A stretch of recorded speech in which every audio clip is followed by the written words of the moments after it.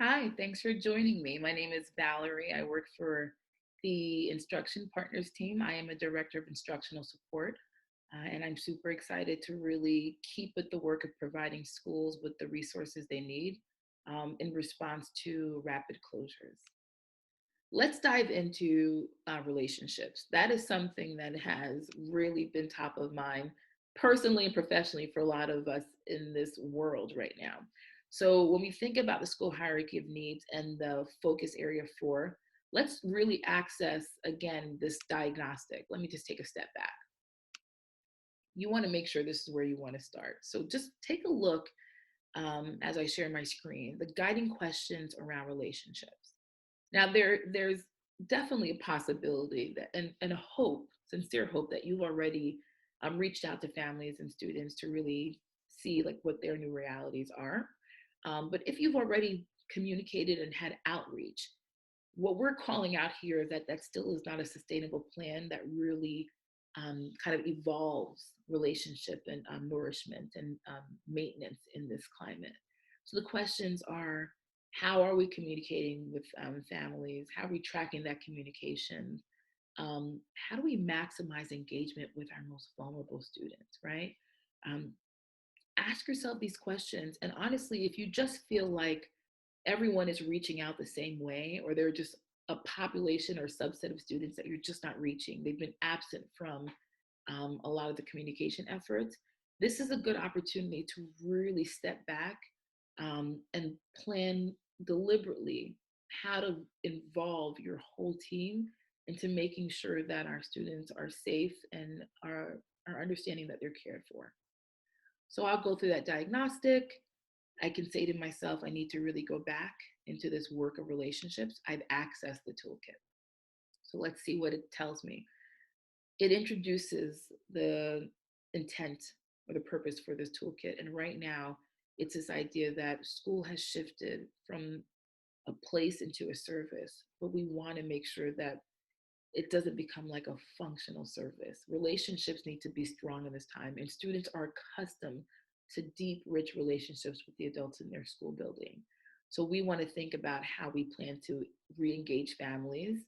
We want to think about the communication strategy we're going to adopt to like deliberately create calm and optimism. And in the continuously improve part of this cycle, we're going to establish and identify the times that we can reconnect as a working group around this focus area to think about how we can get better, right?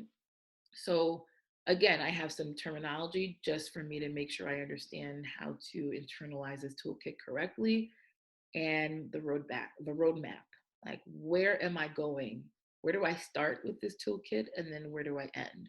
And what we see is in the plan phase, which is much longer than the others, there are 7 steps. I start from determining my routine all the way to this reflection phase, which is step 2 for continuously improving. So let's just see like what some of the work looks like in step 1 of under plan, determining the routines. So what you'll see in step 1, step 2, and I believe actually step 3, yes, this is about like norming the team. So the first step is, how are we going to engage in supporting relationships? And based on that understanding, what are our ongoing routines? How often are we going to connect? All right. Um, what are my virtual meeting options? What could be like the running agenda or the protocol we can use to really make sure that we're staying on task with regard to the charge that was given to us? What are the norms that we're going to establish to work together? And then, of course, this idea about the charge. Like, I have something that I aspire to when I think about engagement. We thought about that. We want certain experiences to actually happen for kids. Well, when I think about that, what is our charge, right? And again, if you tap into the notes and resources, there are some considerations that I think will really prompt for deep conversations in the working group. Um, and then also just thinking about, by having this conversation about a charge, we'll be able to name the projects that fall under each phase of that charge, but then we'll also be able to establish a practical timeline, right? So then, um, the work continues. I really like this idea of step 4 because there are schools around the country who have already tackled this work, and maybe they are further along than where you may be, right? But this idea of research initiatives or approaches, um, what are people using? Are they using platforms like Remind and Dojo? Are there schools that are using their Facebook pages to kind of have like this ongoing Spirit Week? Like, how are schools engaging families? Really tap into the opportunity to research just to make sure that you can fine tune the aspirations you have and making sure that the projects align with some of the research. And then we're going to keep going because after I've actually done all this planning, there is this level of communication that needs to happen. And I think what's key about this part of the plan is that we've heard a lot of schools actually have teachers who just their intent was to connect with students. So they're doing this work alone. It's not based on this intentional strategic plan that a school leader has given them. So I think after all that planning has happened, it's important for us to re-engage with staff and let them norm on how we're actually going to engage in our families. And staff gets the opportunity to get trained here, right? What is it that we want them to find out about where our students are?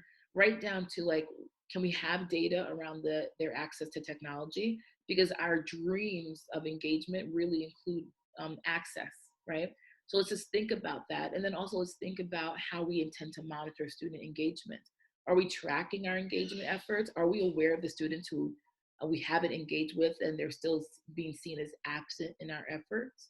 So being able to think about training staff and monitoring their engagements really help us think about this last part of our work, which is ongoing because it's this idea of continuously improving.